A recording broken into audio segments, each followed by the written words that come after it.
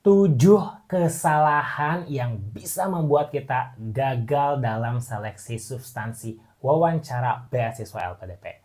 Apa saja 7 kesalahan tersebut? Simak video ini sampai akhir.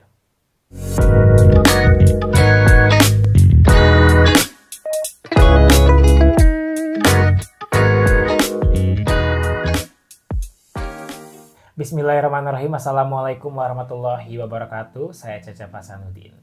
Ada banyak kesalahan yang secara tidak sadar kita lakukan ketika kita sedang melakukan atau menghadapi sebuah seleksi beasiswa. Termasuk juga dengan seleksi beasiswa LPDP bagian wawancara.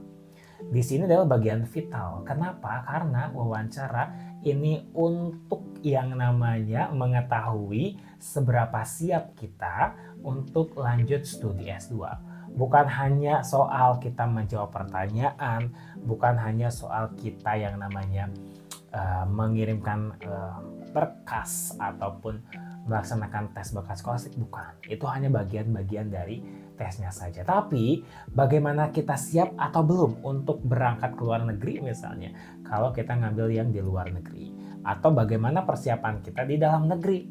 Ya, kalau tidak siap ya LPDP juga tidak akan mau untuk membiayai kita. Makanya kita harus hindari 7 kesalahan ini agar kita bisa lolos seleksi beasiswa substansi wawancara ini. Ya, kita akan mulai. Kesalahan pertama adalah tidak mempersiapkan atau tidak punya persiapan sama sekali. Selesai pengumuman seleksi tes bakat skolastik ataupun yang kemarin kalau pakai jalur LOA itu adalah selesai seleksi administrasi begitu ya. Kita mah leha-leha tidak mempersiapkan apapun ya. Tidak ada belajar, tidak ikut webinar ataupun tidak punya sumber belajar. Santai aja, nyantai, terlalu nyantai begitu ya. Jadi sehingga pada saat wawancaranya kita blank. Apa yang ditanya jawabannya apa. Karena kita sudah merasa sudah tahu dengan jawaban-jawabannya. Misalnya esainya sudah tahu, terus jawaban-jawaban di esai profil diri juga sudah tahu. Padahal ada pertanyaan-pertanyaan berikutnya yang juga kita harus persiapkan sebelumnya, gitu ya. Jadi kita tidak punya persiapan. Itu kesalahan yang pertama, kesalahan paling mendasar dari seleksi substansi.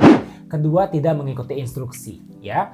Pasti ada guidelines, pasti ada juklak-juknis ketika kita diumumkan lulus dan ketika sudah diberikan jadwal wawancara.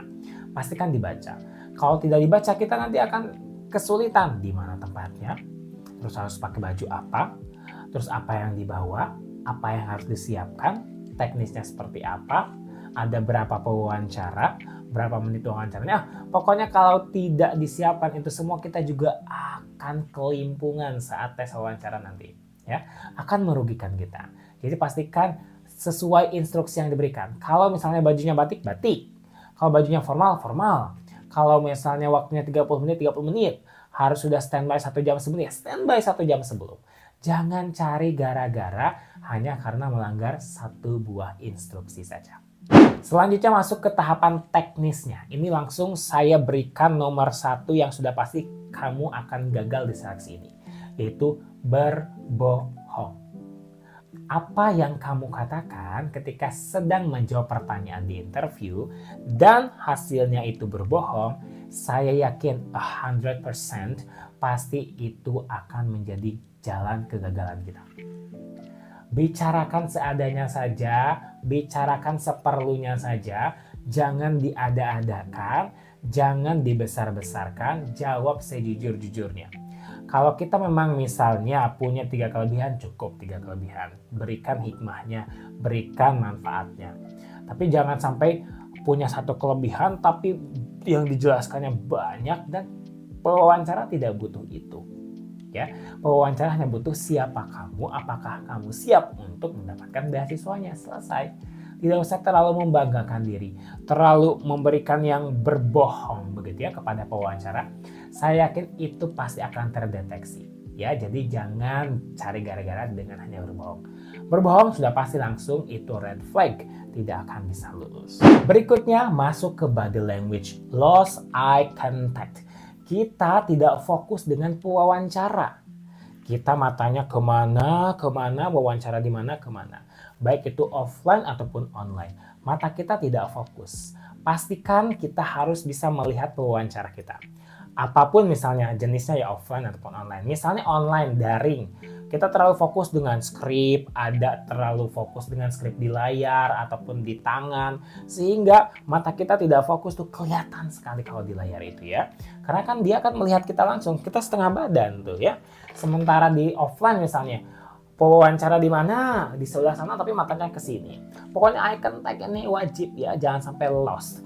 Jawaban kita sudah bagus, jawaban kita sudah keren, bisa gagal hanya karena eye contact kita tidak baik. Karena dianggap misalnya tidak jujur atau dianggap ada yang ditutup-tutupin atau dianggap berbohong ya, karena hanya dengan eye contact saja.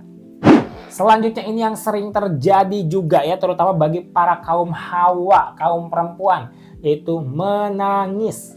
Terlalu emosional ketika ditanya soal keluarga, ketika ditanya soal pasangan, ketika ditanya soal best friends atau apapun yang akhirnya menyentuh hati.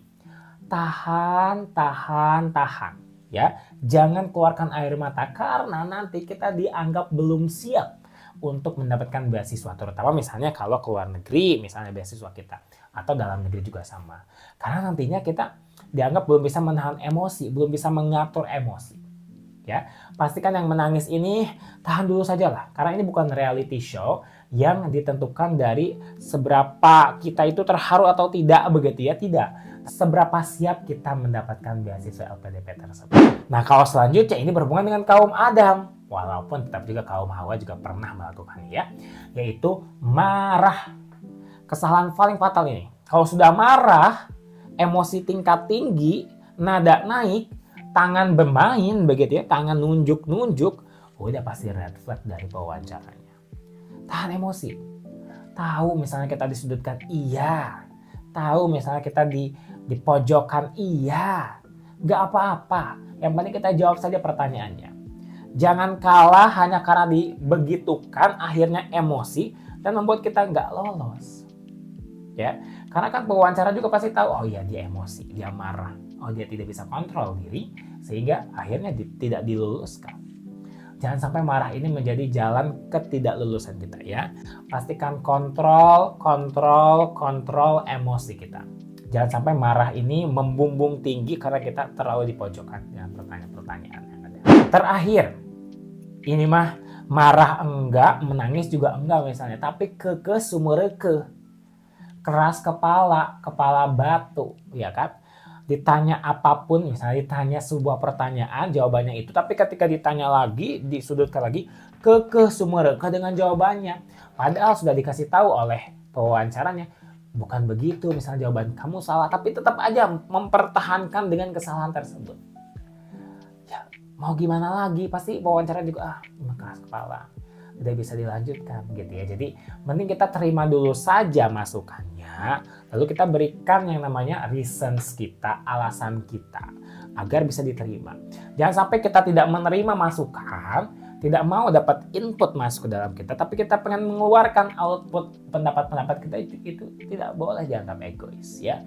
Jadi keras kepala batu ini mending hindari dulu ya. Keidealisan kita bisa pakai di forum-forum lain atau di momen-momen lain. Kalau saat wawancara ini kita take down diri kita tawadukan diri kita rendahkan diri kita bahwa kita memang pengen belajar jatuhnya, pengen belajar lebih jauh, pengen belajar lebih pengen mendapatkan yang lebih baik lagi. Sehingga yang sumber ini udah tinggalkan dulu ya. Ya, itu dia 7 kesalahan yang sering dilakukan ya. Mudah-mudahan kalian tidak melakukan 1 dari 7 kesalahan tersebut. Hindari. Sudah tahu kan sekarang? Jangan lakukan. Sering marah ketika disudutkan? Tahan. Sering menangis begitu ya, hati ini lembut ketika menceritakan sesuatu tentang keluarga? Tahan. Ya, terus misalnya kekeras kepalaan? Tahan. Ya, pokoknya semua 7 kesalahan ini tahan aja, jangan sampai dilakukan. Ya, pastikan kita benar-benar bisa menjadi calon terbaik untuk menjadi calon penerima beasiswa untuk beasiswa LPDP sehingga kita bisa terpilih oleh para pewawancara tersebut. Ya, doakan terus semoga kita bisa lulus semuanya ya. Yang menonton ini juga lulus insya Allah. Dan Share video ini jika bermanfaat. Kita bertemu lagi di video selanjutnya. Assalamualaikum warahmatullahi wabarakatuh.